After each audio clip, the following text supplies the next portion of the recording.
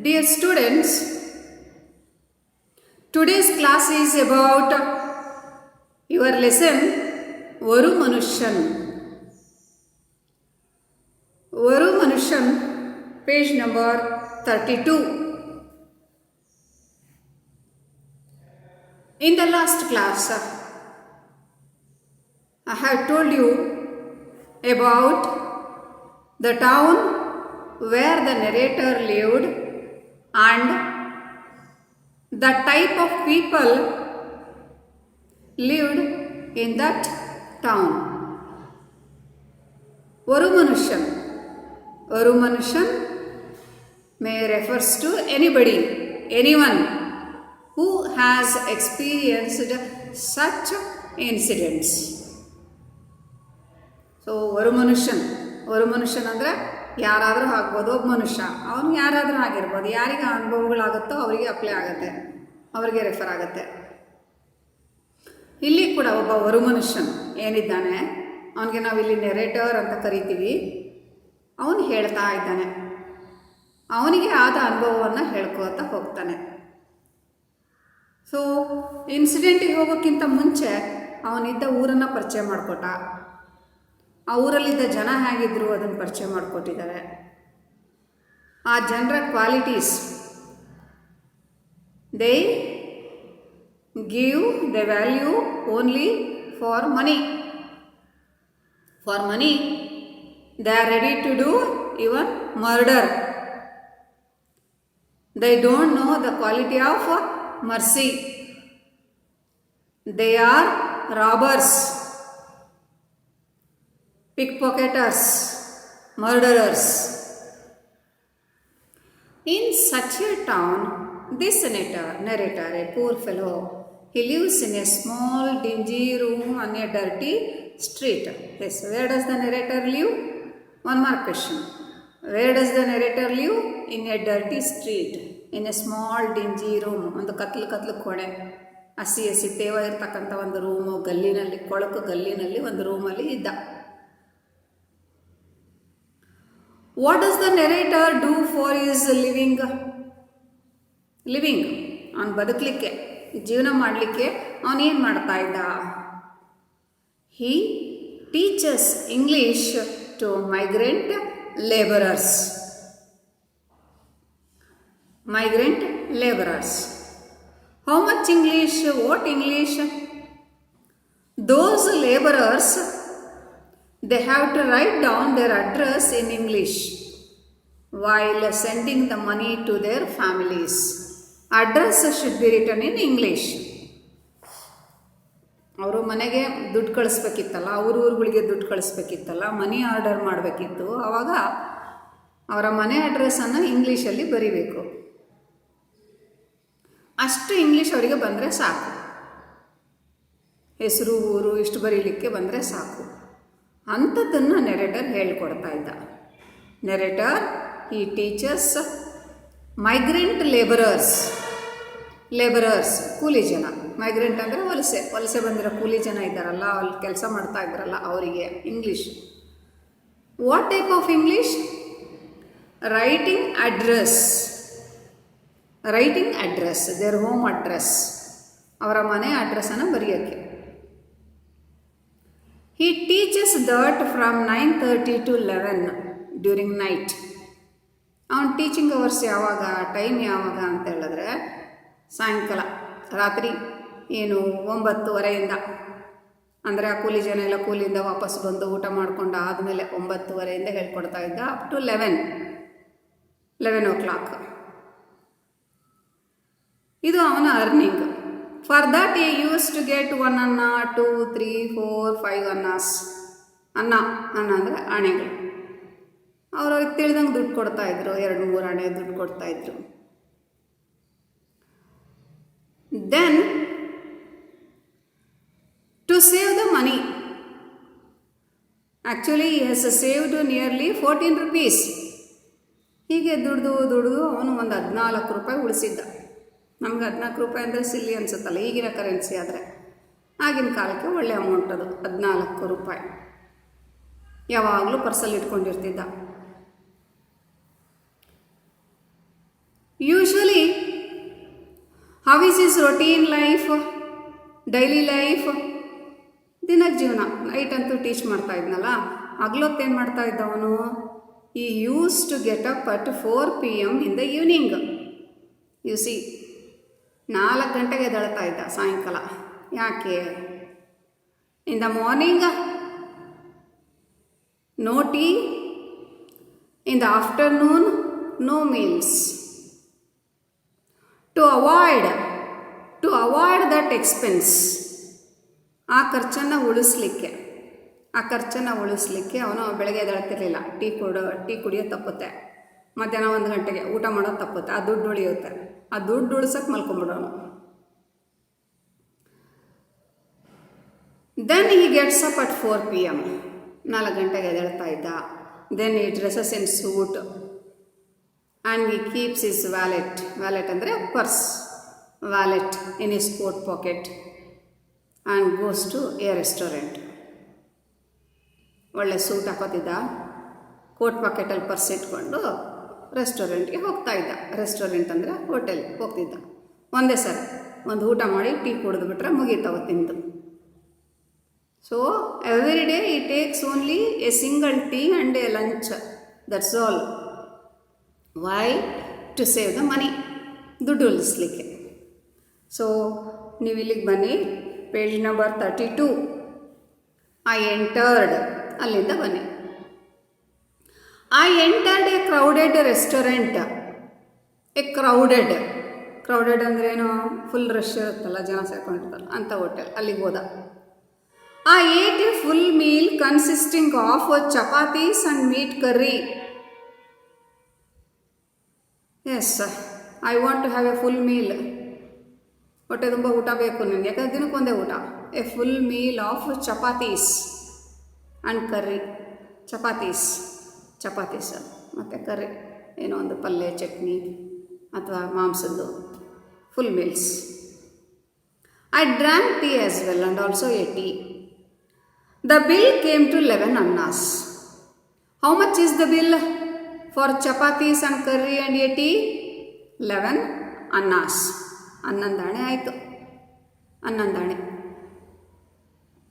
I put my hand in my coat pocket to pay it. ಇಲ್ಲಿಂದ ನಮ್ಮ ಕಥೆ ಶುರುವಾಗುತ್ತೆ. You see this narrator has to pay the bill of how much? 11 annas. 11 ಆಣೆ ಕೊಡಬೇಕು. I put my hand in the pocket. ನನ್ನ coat pocket ಇದೆಯಲ್ಲ, ಅದಕ್ಕೆ ಕೈ ಹಾಕಿದೆ, ಪರ್ಸ್ ತೊಗೊಂಡು ದುಡ್ಡು ಕೊಡೋಣ ಅಂತ. I began to sweat profusely and almost digested in an instant all that I had eaten. Sweating started. Sweating ಅಂದರೆ ಬೆವರು ದಳ ಪ್ರೊಫ್ಯೂಸ್ಲಿ ಬೇಗ ಸ್ಟಾರ್ಟ್ ಮಾಡಿಬಿಟ್ಟ. And already what he had eaten he digested. ಏನೋ ಅವಾಗಿನ ತಿಂದಿದ್ದ 10 ನಿಮಿಷ ಆಗಿಲ್ಲ ತಿಂದು ಎಲ್ಲ ಜೀರ್ಣ ಆಗೋಗ್ಬಿಡ್ತು. Y? The reason was my wallet was not there. Why?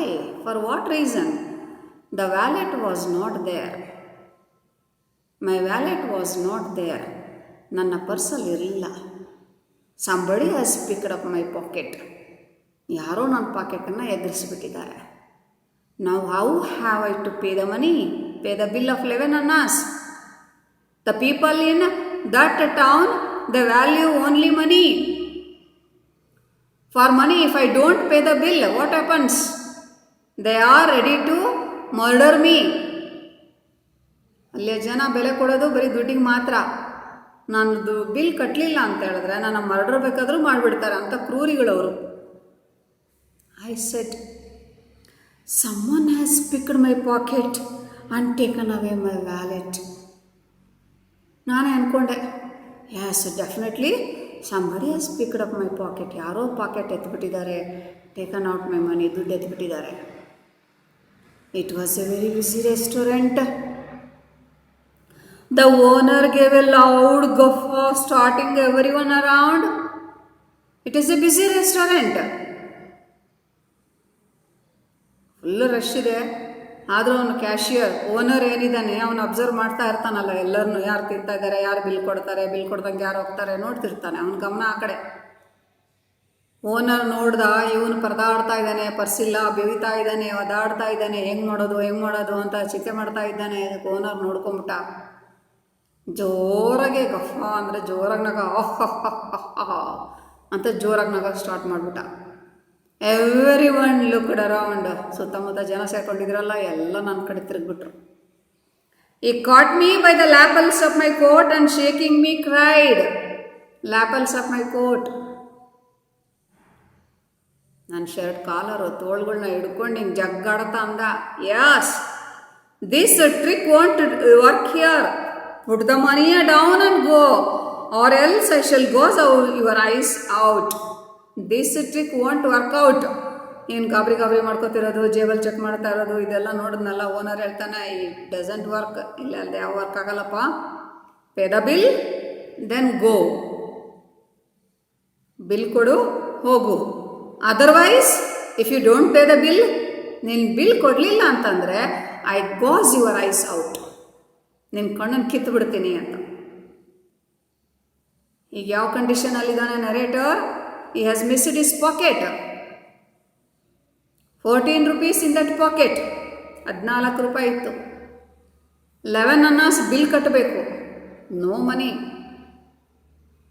Owner ಹೇಳ್ತಾ ಇದ್ದಾನೆ, ಕ್ಯಾಶಿಯರ್ ಏನು ಹೇಳ್ತಾ ಇದ್ದಾನೆ? Pay the bill and go, otherwise I take your eyes out. ನಿನ್ಕೊಂಡು ಎದುರು ಹೊರಗೆ ತೆಗೆದು ಬಿಡ್ತೀನಿ. I looked at the people around me. I helplessly I looked around the people. ಹೊರಗಡೆ ಜನರ ಕಡೆ ನೋಡಿದೆ. Is there anybody who helps me, who shows me mercy? ಯಾರಾದರೂ ನನಗೆ ಹೆಲ್ಪ್ ಮಾಡ್ತಾರಾ, ಕರುಣೆ ತೋರಿಸ್ತಾರಾ? I did not see even one kind face. They had the look of hungry wolves. Not a single helping face. How are they? They are just like look of hungry wolves. Hungry, ಹಸಿದ ತೋಳಗಳ ಥರ ನನ್ನನ್ನೇ ನೋಡ್ತಾ ಇದ್ದಾರೆ. ನೋಡೋಣ ಏನು punishment ಸಿಗುತ್ತೆ.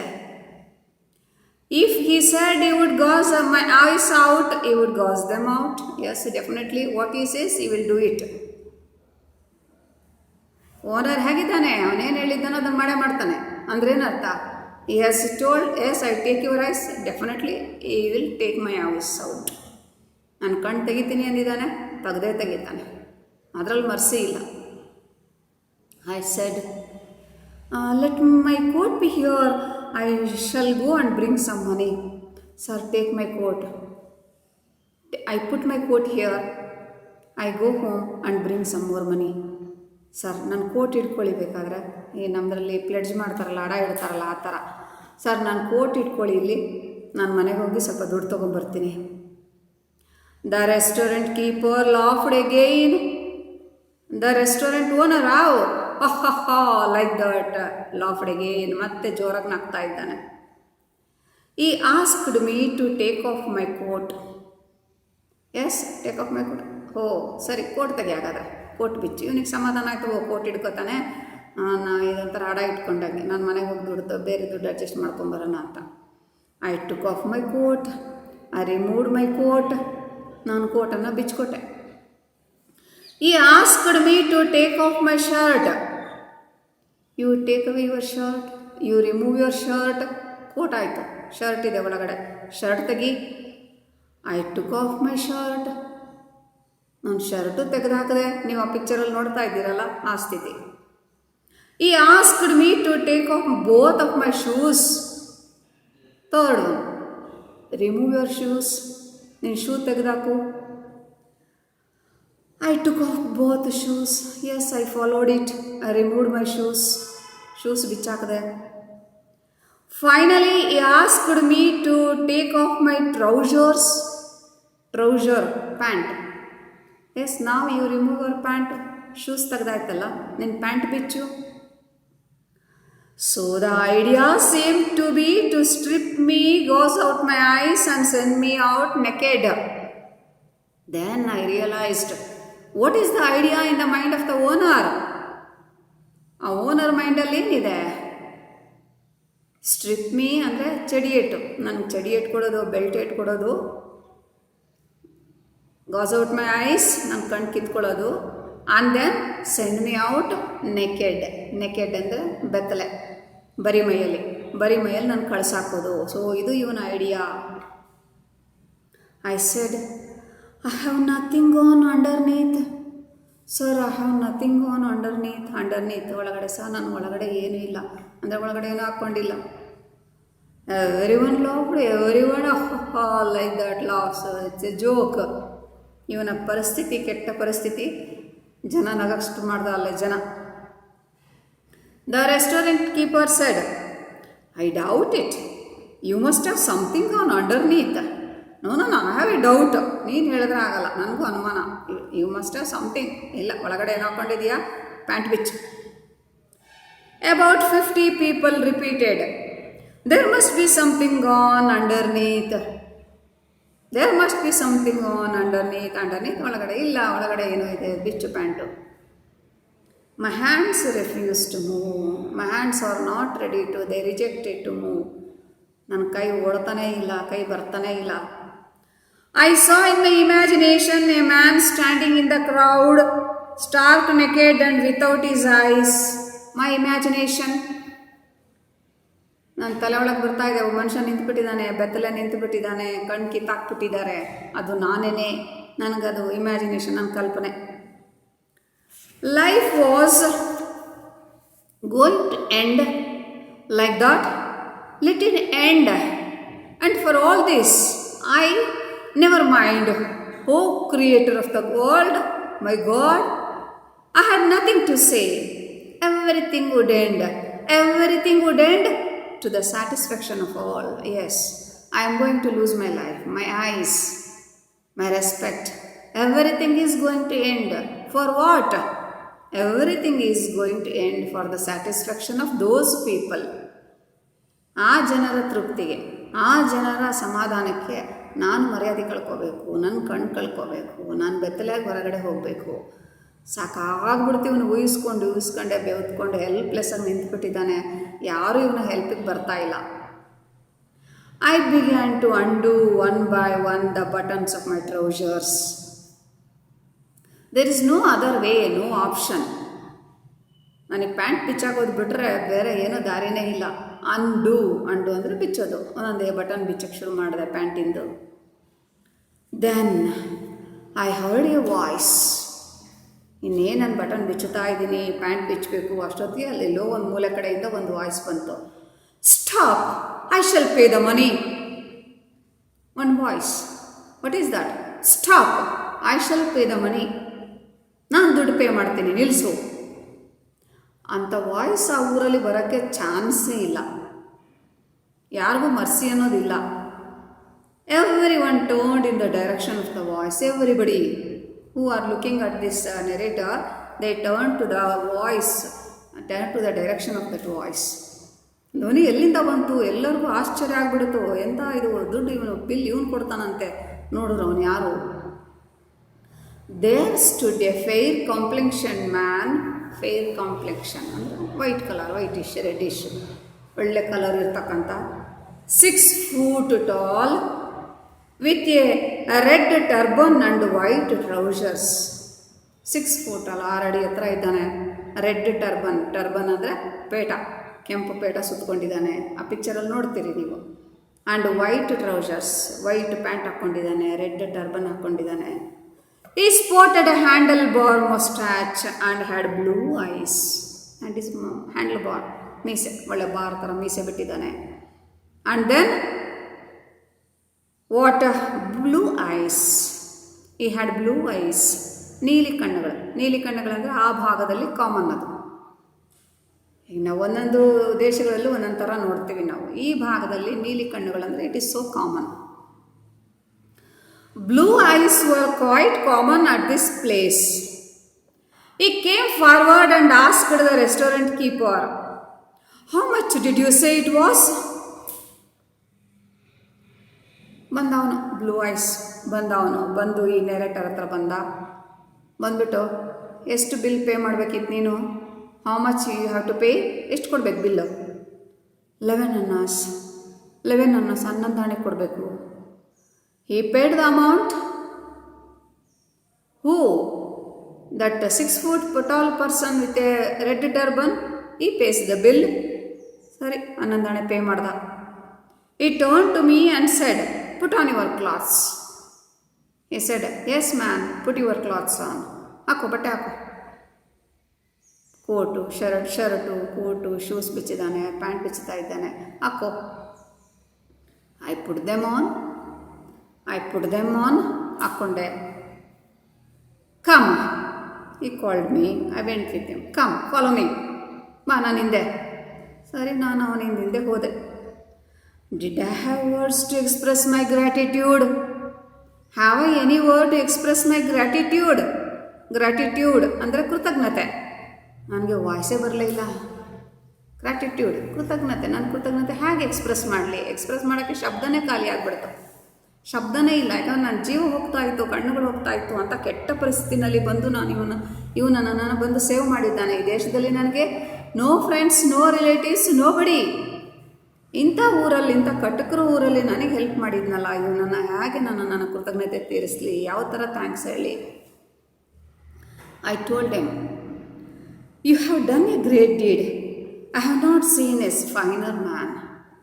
You have done a good deed. Deed ಅಂದರೆ ಕೆಲಸ. ಸರ್, ಎಷ್ಟು ಒಳ್ಳೆ ಕೆಲಸ ಮಾಡಿದ್ರಿ, ನನಗೆ ಹೆಲ್ಪ್ ಮಾಡಿದ್ರಿ, ಸೇವ್ ಮಾಡಿದ್ರಿ. I have not seen such a finer man in this town. Finer man, ನಿಮ್ಮಂಥ ಒಳ್ಳೆ ಮನುಷ್ಯನ ನಾನು ಈ ಊರಲ್ಲಿ ನೋಡಲೇ ಇಲ್ಲ. ಈ ಲಾಫ್ಡ್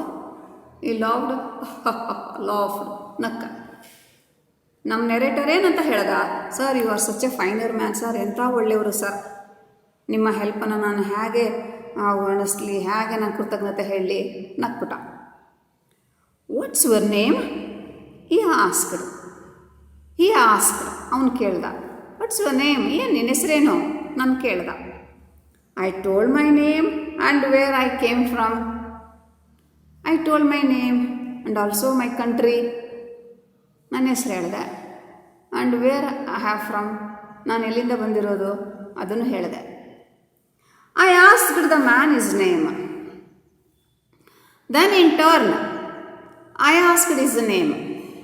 ಸರಿ, ನಾನು ಅವ್ರನ್ನ ಹೆಸರನ್ನು ಕೇಳ್ದೆ. Sir, what is your name sir?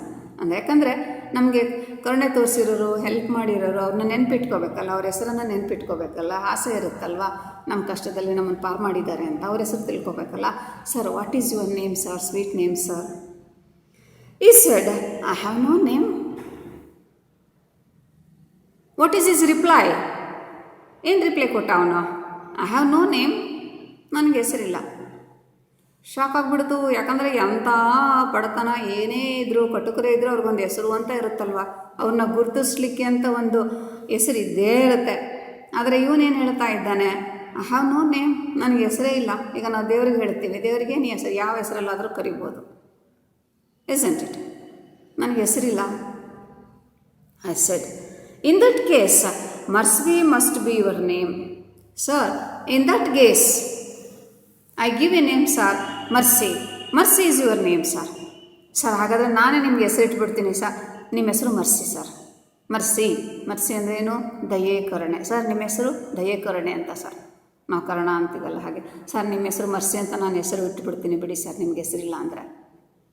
He did not laugh at that. ಈಗ ನಗಲಿಲ್ಲ ಅವನು. ಏನೋ ಫೀಲ್ ಮಾಡ್ಕೊಂಡ, ನನಗೆ ನಗಲೇ ಇಲ್ಲ. He walked on until we reached a deserted bridge. We just walked until we reached a bridge. ನಡ್ಕೊಂಡು ಹೋದ್ವಿ. ಕೊನೆಗೆ ಒಂದು ಬ್ರಿಡ್ಜ್ ಬಂತು. ಊರೊಳಗಡೆ ಒಂದು ಸೇತುವೆ ಏನಾದರೂ ಇರುತ್ತಲ್ಲ, ಅಲ್ಲಿಗೆ ಹೋದ್ವಿ. ಎ ಡೆಸರ್ಟೆಡ್ ಅಂದ್ರೇನು? ಖಾಲಿ ಜಾಗ, ಒಂಥರ ಸ್ಮಶಾನದ ಥರ ಇರುತ್ತಲ್ಲ, ಯಾರು ಬರಲ್ಲ ಅಂಥ ಜಾಗಕ್ಕೆ ಹೋದ್ವಿ. He looked all around. There was no one.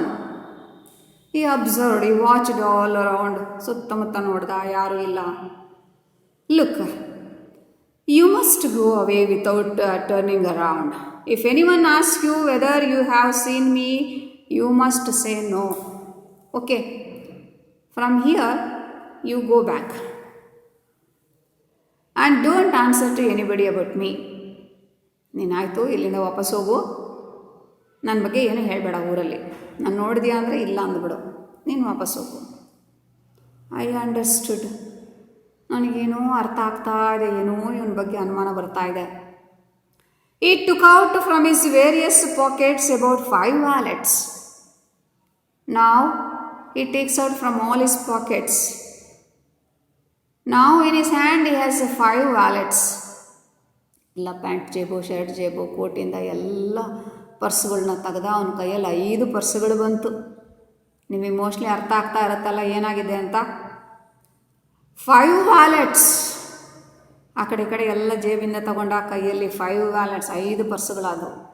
5 among them was mine. Among 5 my wallet is there. ಆ 5ರಲ್ಲಿ ನಂದು ಪರ್ಸಿದೆ. ಅಂದರೆ ಏನಾಗಿದೆ ಹೇಳಿ, ಇವನ್ನ ಪಿಕ್ ಪಾಕೆಟ್ ಮಾಡಿರೋನು ಯಾರು? ಅವನೇನೆ. ಅವನು ಇವನು ಪರ್ಸ್ ಹತ್ತಿದ್ದಾನೆ. ಇವನು ಪರ್ಸ್ ಕಳ್ಕೊಂಡಿದ್ದಕ್ಕೆ ಎಂಥ ಕೆಟ್ಟ ಸ್ಥಿತಿಗೆ ಹೋಗಿದ್ದ. ಆದರೆ ಆಮೇಲೆ ಬಂದು ಸೇವ್ ಮಾಡಿದ್ದು ಯಾರು? ಈ ಪರ್ಸ್ ಎತ್ಕೊಂಡವನೇ. ಈಗ ನೋಡಿದ್ರೆ ಆ ಪರ್ಸ್ ತೋರಿಸ್ತಾ ಇದ್ದಾನೆ. ಅವನಿಗೆ ಇವನೇನಂತ ಹೆಸರಿಟ್ಟ? ಮರ್ಸಿ ಅಂತ ಹೆಸರಿಟ್ಟ. ಇವನಿಗೆ ಗಾಬರಿ ಆಗ್ತಾ ಇದೆ, ನನ್ನ ಪರ್ಸ್ ಗೆದ್ದು ನಾನಂತ ಕೆಟ್ಟ ಸ್ಥಿತಿಗೆ ಹೋಗ್ಲಿಕ್ಕೆ ಕಾರಣ ಯಾರು? ಇವನೇನೆ. ಇವನಿಗೆ ಮರ್ಸಿ ಅಂತ ಹೆಸರಿಟ್ಟಿದ್ದೀನಿ, ಹೊಗಳಿದ್ದೀನಿ. ಈಗ ನೋಡಿದ್ರೆ ಅವನ ತೆಗಿತಿರೋ ಪರ್ಸಲ್ಲಿ ನನ್ನ ಪರ್ಸ್ ಇದೆ. ಅಂದರೆ ಇವನೇ ನನ್ನ ಪರ್ಸ್ ಪಿಕ್ ಪಾಕೆಟ್ ಮಾಡಿದ್ದು. Which of these is yours? Which pocket is yours? He 5ರಲ್ಲಿ ನಿಂದು ಯಾವುದು? I pointed to my wallet. I showed my wallet. ನಾನು ತೋರಿಸ್ದೆ. ಆ 4ರಲ್ಲಿ ಒಂದು ಕಡೆ ಕೈ ಮಾಡಿದೆ. Open it. ಪರ್ಸ್ ತೆಗಿ, ಪರ್ಸ್ ಬಿಚ್ಚು, ತೆಗೆದು ನೋಡು, ಚೆಕ್ ಮಾಡ್ಕೋ. I opened it. My money was there intact. I put it in my pocket. I opened the pocket. Pocket open ಮಾಡಿದೆ.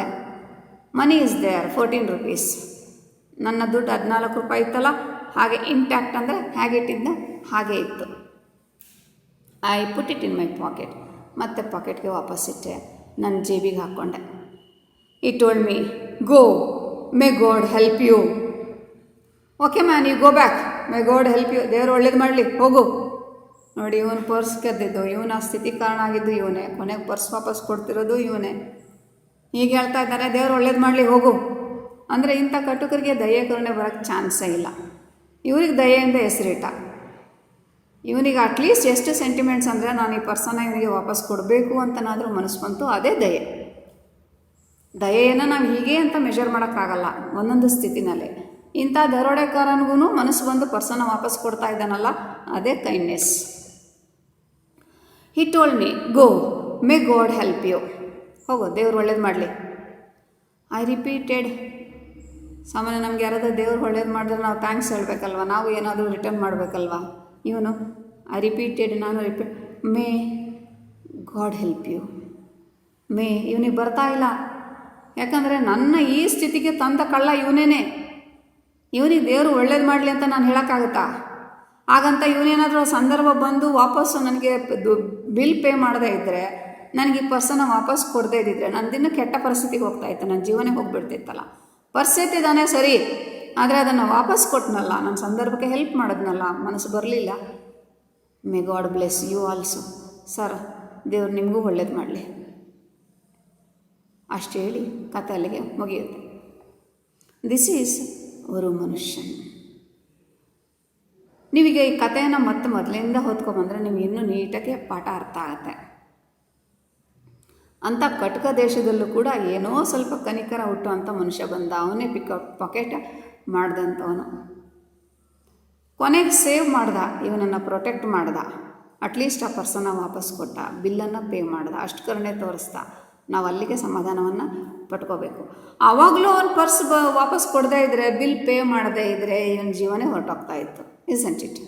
ಸೊ ಅಷ್ಟಕ್ಕಾದರೂ ಕೂಡ ಮರ್ಸಿ ಅನ್ನೋದು ಅಲ್ಲಿ ಕೌಂಟ್ ಆಯಿತು. ದಿಸ್ ಈಸ್ ದ ಸ್ಟೋರಿ ಅವರು ಮನುಷ್ಯ. So we might have seen such many examples in our life. We come across such examples in our life. ನಮ್ಮ ಜೀವನದಲ್ಲಿ ನಡೀತಾನೆ ಇರುತ್ತೆ, ಅಂಥದ್ದು ಎಷ್ಟೋ ಎಕ್ಸಾಂಪಲ್ಸ್ ನಡೀತಾನೆ ಇರುತ್ತೆ. ಮನೆಯಲ್ಲಿ ಅಪ್ಪ ಅಮ್ಮ ಎಲ್ಲೋ ದುಡ್ಡು ಇಟ್ಟಿರ್ತೀರ, ನೀವು ದುಡ್ಡು ಎತ್ಕೊಂಡು ಹೋಗ್ಬಿಡ್ತೀರಾ. ಅವ್ರ ಕಷ್ಟಕ್ಕೆ ಅದು ಆಗಲ್ಲ. ಯಾರನ್ನೋ ಬೈಕೋತಿರ್ತಾರೆ, ಯಾರೋ ಕಳ್ತನ ಮಾಡಿದ್ದಾರೆ ಅಂತ. ನೀವು ಕಳ್ತನ ಮಾಡಿರೋರು ನೀವು ಎದರಲ್ಲೇ ಇರ್ತೀರಾ. ಹಂಗಂತ ಬಾಯಿ ಬಿಟ್ಟು ಹೇಳೋಕ್ಕಾಗಲ್ಲ, ಮರ್ಯಾದೆ ಹೋಗುತ್ತೆ, ಹೊಡೆತ ತಿನ್ನಬೇಕಾಗತ್ತೆ, ಓಡೋಗ್ಬಿಡ್ತೀರಾ. ಮತ್ತು ನಿಮ್ಗೆ ಅಯ್ಯೋ ಅನಿಸ್ಬಿಟ್ಟು ಅವ್ರಿಗೆ ಓಡಾಟ ನೋಡಲಾರ್ದೆ ದುಡ್ಡೆಲ್ಲೋ ತಂದಿಟ್ಟು ಬಿಡ್ತೀರಾ. ಅವ್ರು ಅಯ್ಯೋ ನಾನು ಮರ್ತು ಬಿಟ್ಟಿದ್ದೆ, ಇಲ್ಲಿಟ್ಟಿದ್ದನ್ನ ದುಡ್ಡು ಸಿಕ್ಬಿಡ್ತು ಅಂತ ಖುಷಿಯಾಗಿಬಿಡ್ತಾರೆ. ಎಷ್ಟೋ ಡ್ರಾಮಾ ನಾವು ಮಾಡ್ತಾ ಇರ್ತೀವಲ್ವ, ಇಸಂಟ್ ಇಟ್? ಸಣ್ಣ ಸಣ್ಣ ಎಕ್ಸಾಂಪಲ್ಸಲ್ಲೂ ನಾವು ಇದನ್ನು ನೋಡ್ತೀವಿ. ದಿಸ್ ಈಸ್ ಅವರು ಮನುಷ್ಯ.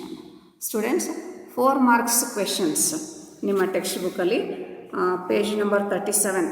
1 ಮಾರ್ಕ್ ಕ್ವೆಶನ್ಸ್ ಎಲ್ಲ ನೋಡ್ಕೊಳ್ಳಿ. 4 ಮಾರ್ಕ್ಸ್ ಕ್ವೆಶನಲ್ಲಿ ಸೆಕೆಂಡ್ ಮೇನಲ್ಲಿ ಫಸ್ಟ್ ಕ್ವೆಶನ್, ಸೆಕೆಂಡ್, ಥರ್ಡ್ ಈ 3 ಕ್ವೆಶನ್ಸನ್ನು ಓದ್ಕೊಳ್ಳಿ. ಸೆಕೆಂಡ್ ಮೇನಲ್ಲಿ ಫಸ್ಟ್, ಸೆಕೆಂಡ್, ಥರ್ಡ್ ಕ್ವೆಶನ್ಸ್ ಈ 3 ನೋಡ್ಕೊಳ್ಳಿ. 1 ಮಾರ್ಕ್ ಕ್ವೆಶನ್ಸು ನಿಮಗೆ ಒಂದು 8 ಇದೆಯಲ್ಲ, ಅದರಲ್ಲಿ 1-2 ಬೇಡ, ಇನ್ನು ಉಳಿದಿದ್ದ ಕ್ವೆಶನ್ಸ್ ನೀವು 1 ಮಾರ್ಕ್ ಕ್ವೆಶನ್ಸ್ ಬರುತ್ತೆ. ನಿಮ್ಗೆ ಅಲ್ಲಲ್ಲೇ ಹೇಳಿದ್ದೀನಿ 1 ಮಾರ್ಕ್ ಕ್ವೆಶನ್ಸ್ ಯಾವ್ಯಾವುದು ಅಂತೇಳಿ. Okay students, we have finished that this lesson ಅವರು ಮನುಷ್ಯ. Thank you.